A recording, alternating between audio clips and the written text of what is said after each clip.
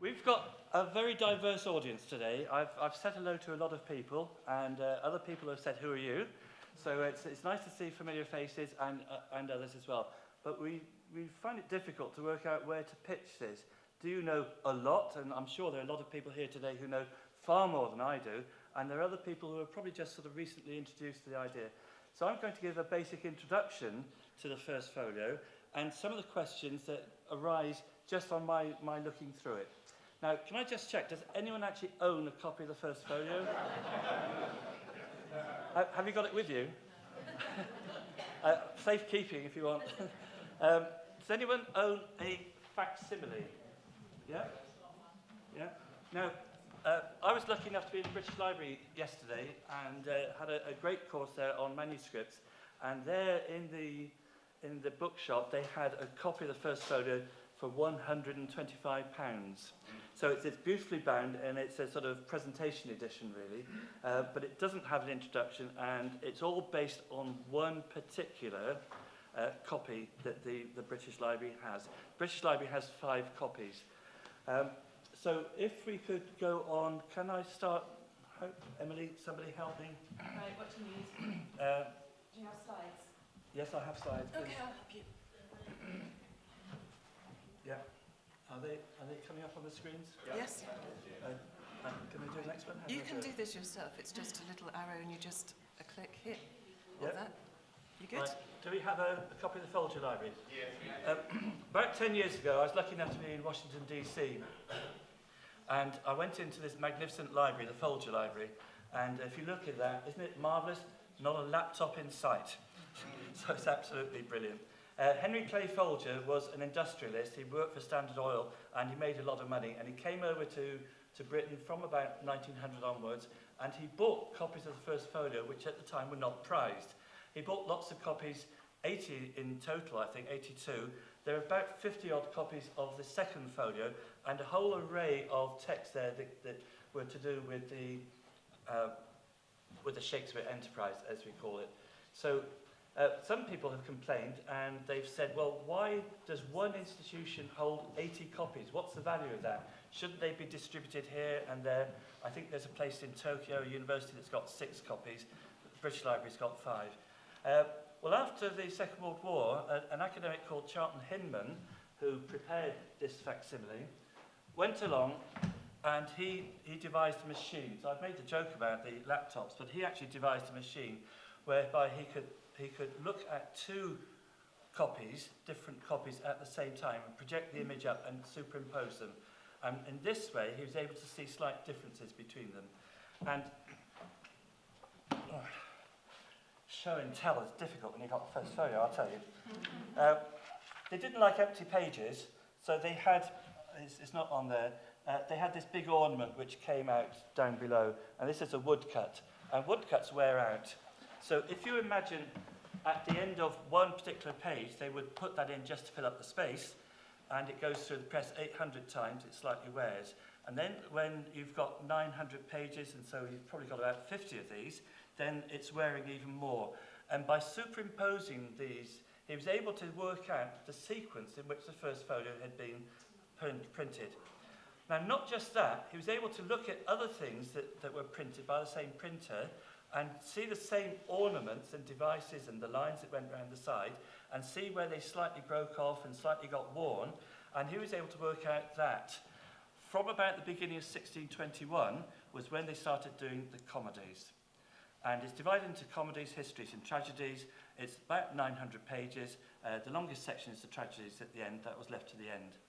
So they broke off, if that's the right term, printing the comedies about 3/4 of the way through.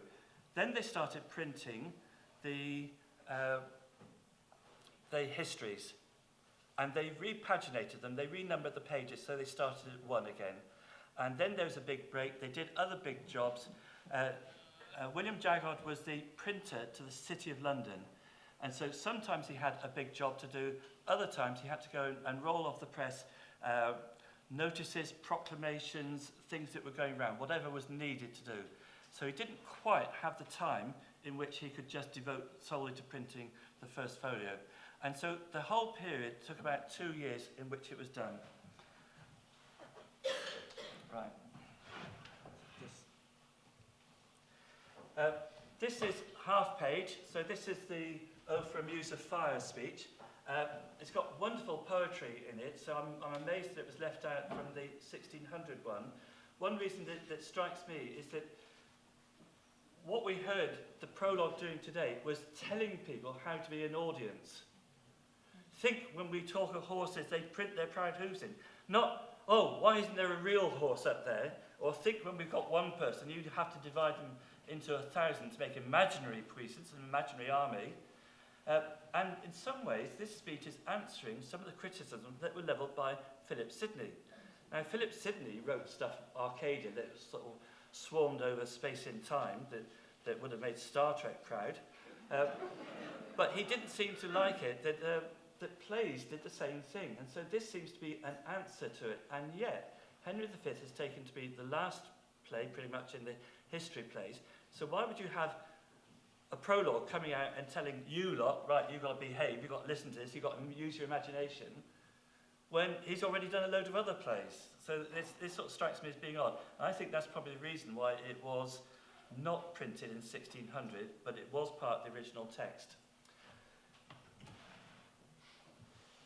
I love maps. So this is a map of late Elizabethan, early Jacobean London. And down at the bottom right, we've got the Tower of London, so in yellow. And then off to the west, we've got St. Paul's Cathedral, also in yellow. And then if you look just to the bottom left of St. Paul's, you've got Blackfriars Theatre. The old ecclesiastical buildings are in green, and so Blackfriars was a very important building. It was used for a number of things, including a fencing school, as well as the children, and then the indoor theatre.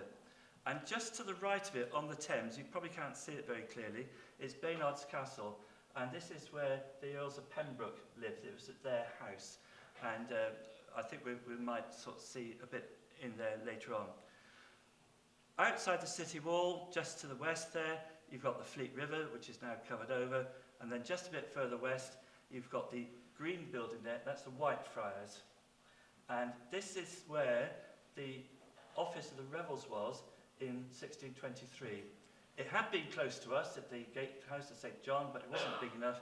And this is a bigger property, also more prestigious, and it's closer to where printing's going on and to the River Thames. So that's going to be quite important for us. Now, looking at it slightly close up, we are the green building. We are in the green building at the top, just to the right there. So that's the Charter House, and St. John's Gate is just to the west of us. Now, 100 yards away, and I'm going to point in such a way that it could be in any direction, but 100 yards away is that red building, and that's the Fortune Theatre, and that was where Henslow and Allain moved to in about 1600. They built it the year after the Globe. And then just opposite that, not marked on the map, is where William Jaggard had his large premises for printing.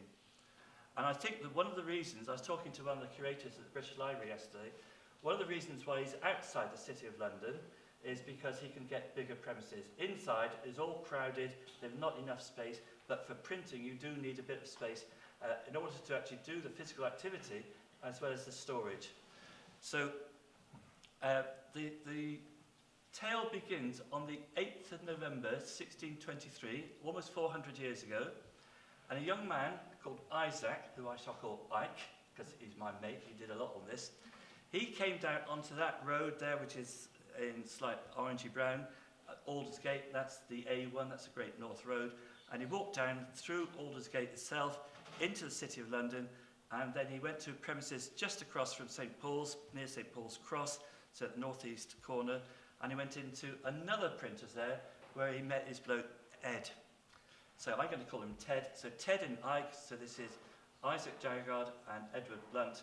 They walked along Paternoster Row, and I'm sure they were actually praying because there were things that could go wrong here. And they went to the black building there, the stationer's office, and there they registered the first folio. Now, this is what they registered, and it's amazing. Entered for their copy under the hands of Mr. Dr. Worrell and Mr. Cole Warden, Mr. William Shakespeare's Comedies, Histories and Tragedies, so many of the said copies as are not formally entered to other men. So this is frequently cited. There's 16 plays listed here. There were actually 18 plays not previously published. I think they got a discount for bulk because they only paid for 14 of these. And you've got them listed, so you've got the comedies, histories and tragedies sort of as a left-hand heading, and then you've got lists of plays there. Antony and Cleopatra had been registered, but hadn't been published. So they went in there. Now, so far, that's straightforward, and people then go and start talking about the first folio. I stopped myself and I thought, hang on a second, they've printed this in the last 2 years. They've got piles and piles of printed pages. Possibly some of them have even been bound, probably not. What happens if somebody comes along and says, ooh, I've got this play, it's called The Tempest. Here you are. Why don't I register it for 6 months? And then, wait a minute, you've just ruined the whole project for the first folio. So they must have had a stop. They must have had some kind of informal arrangement with the stationer's office for them not to allow the publication of any of these other ones. And then Othello had been published only 2 years earlier, and I think somebody got a surreptitious copy of Othello. They came along, they registered it before the stationer's office knew, printed Othello in 1622, and then this was, many years after the other plays hadn't been published. So that was the first thing. Did they put a stop on it? And secondly, each of these plays had to have been looked at by the Master of the Revels. You had to go along to the Master of the Revels. It was quite a big office, and they did more things than just registering.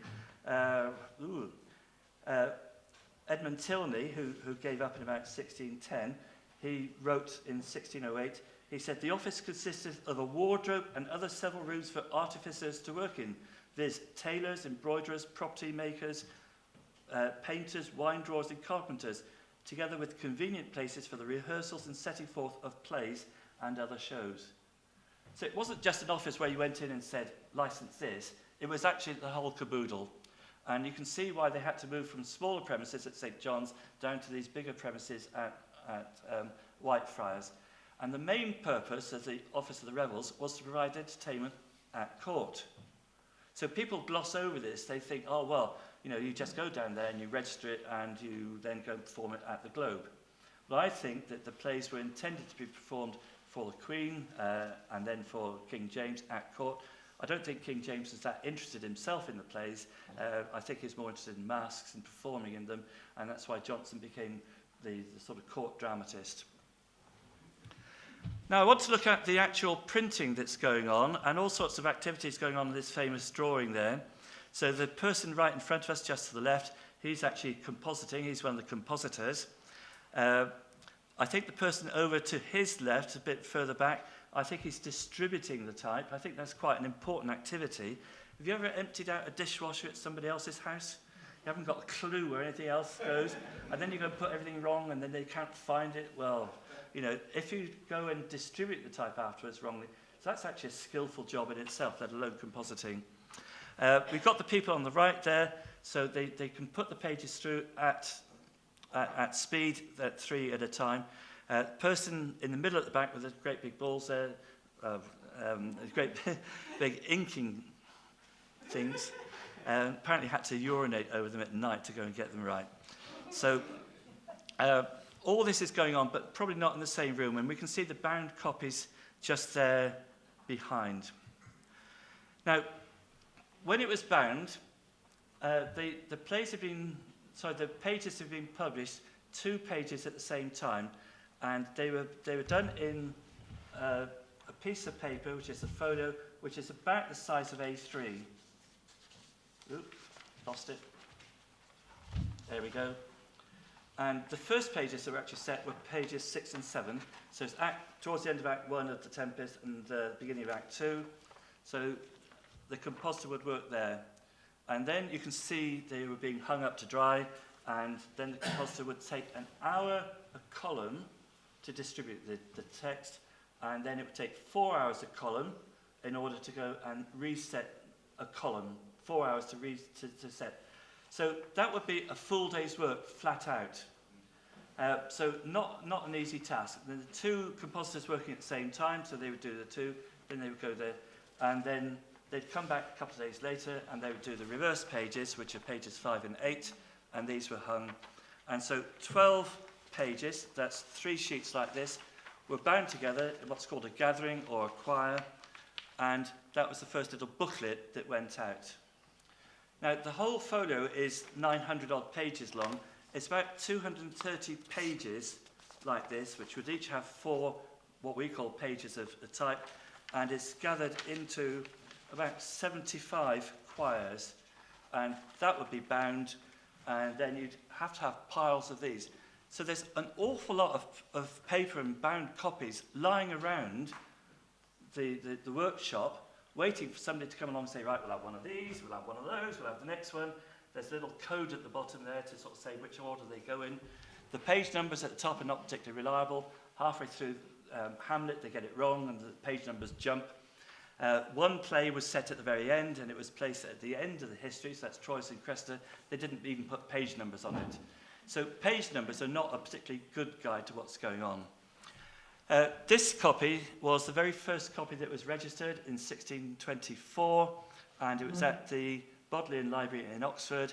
It hasn't survived particularly well, so the mice have been at it, and you can see the pages 1 and 12, and it's gone.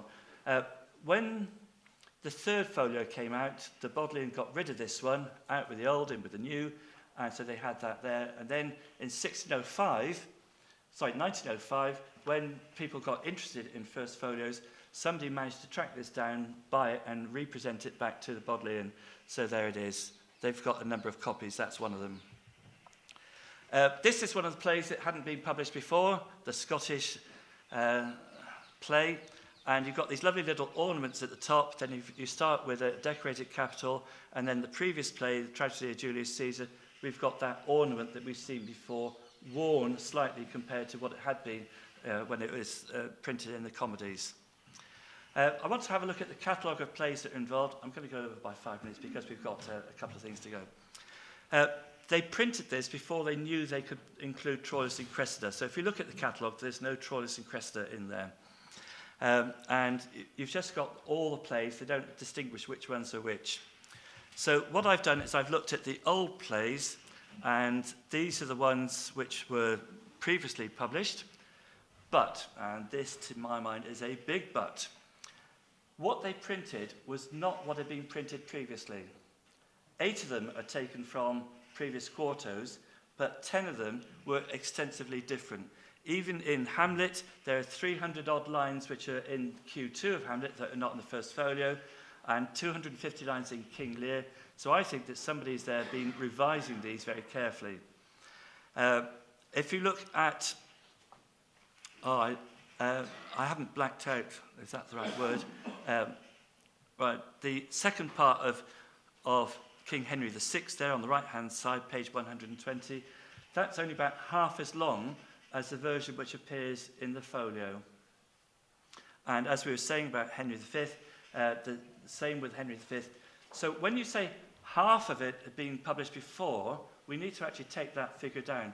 So half the plays maybe, but the amount of text is probably closer to about a third or 2/5. I haven't done a line-by-line count. When you look at the new plays, it does seem to me as if they've put the new plays at the beginnings and ends of each section. So we start with The Tempest. We know that The Tempest was a popular play at court. It had been performed in 1611 and again in 1613. It's also quite a short play. It's the second shortest play in the whole canon, and it comes out with a storm. So there we go. We've got a nice thing to start with. Two Gentlemen of Verona, mentioned by Mears 25 years earlier, but nobody's ever heard of that before. I think it might be a revision of an old play, Palamon and Arcite, going from the time of from Chaucer's Knight's Tale. And the first 5 plays had been written out by a scrivener, a man called Ralph Crane, and he wrote out a fair copy. And yesterday, Earl and I were able to look at a fair copy of Harrington's translation of Orlando Furioso, and beautifully done, but tiny little print. And I think either he gave up or they couldn't afford to pay him anymore, and he's only thought to have done about 6 or 7 plays in a decent way in which the printers could use. After that, we've got some plays which are coming from texts which are very, very poor. So my next question was, well, where did these texts come from? We've got a mention that they were collected by the players, but did the playing company actually retain those texts? And it's in the book, it's like an exercise book, and it's written out. And if it's a prompt copy, they've got lists of names of people where they enter, where they exit. So it doesn't seem as if authors particularly thought about that. So for the prompt copy, they had to write out the whole play again and give an indication of when Bottom enters or Titania leaves, and so on. So some of them seem to be from prompt copies, but others seem to be from what are called foul papers, so the author's original papers. So I don't think these were ever collected together. If they had been collected together by the King's men, then it would have to be in a box with hundreds of other plays, and then you'd have to go through, was that Shakespeare? Ooh, I'm not sure, I think that might have been Johnson, so on. They would have to go through. I think that there's somebody else, and there's a reference in 1609 to the Grand Possessors. So who those Grand Possessors were, who are the people who actually owned the play scripts. And there's no mention of any payment for a play script of Shakespeare. So when they say £6 for a play, other people are paid £6 for a play, but there's no payment for any play of Shakespeare. And that's one of the reasons why I come to be a bit of a doubter. Amazing that we've got plays like the Scottish play, we've got Julius Caesar. Well, of course, that deals with assassination. What happens after. I think that's a bit dangerous. He wrote Macbeth as a tribute to James. What? Go around killing Scottish kings? Oh, I'm going to write a play about the execution of Charles I and present it to King Charles and edit that bit. And Camilla. I think it's farcical to suggest that this is a play that was written in tribute. I mean, it's got topical themes, and it may have been written before James came to the throne, but I can't see that it's a tribute. So there are lots of questions that emerge for me.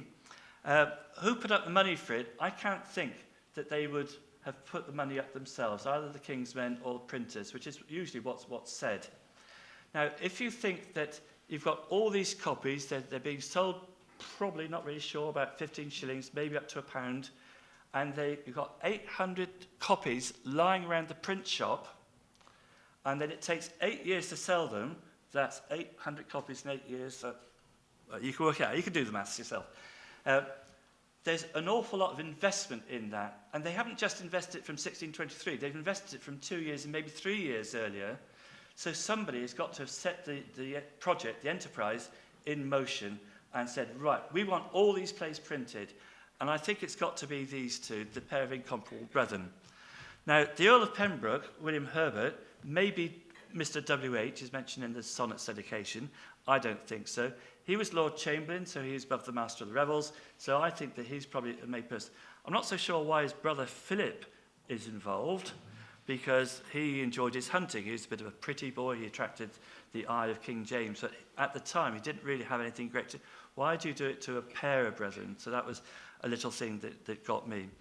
Now, of course, their mother was Mary Sidney. So I wonder whether she'd kept all these texts and she held them, and she said to her son, she died in 1621, make sure these get printed. We can't possibly afford to lose it. All this wonderful poetry, it's got to go out. And another suggestion from an Oxfordian point of view is that Philip, Earl of Montgomery, was married to Oxford's daughter Susan, and it's possible that she held these plays that hadn't been published before, and that she was involved in this move. The second one, very quickly, is to the great variety of readers, and from the most able of him that can but spell, there you are numbered, we'd rather you wait, especially when the fate of all books depends on your capacity, not on your heads alone, we'll now public to you. So whatever you do, buy it. Wait a moment, these are very expensive volumes, and it's sort of like, go and buy a magazine. It's wrong, it shouldn't be there. It's a very, very strange address to the great variety of readers. And then this is the one that gets me, so I would really wish they hadn't done anything at all. And so we're now going to hear what some people have said about this. So sorry for going on so long, but I hope this has been helpful as an introduction.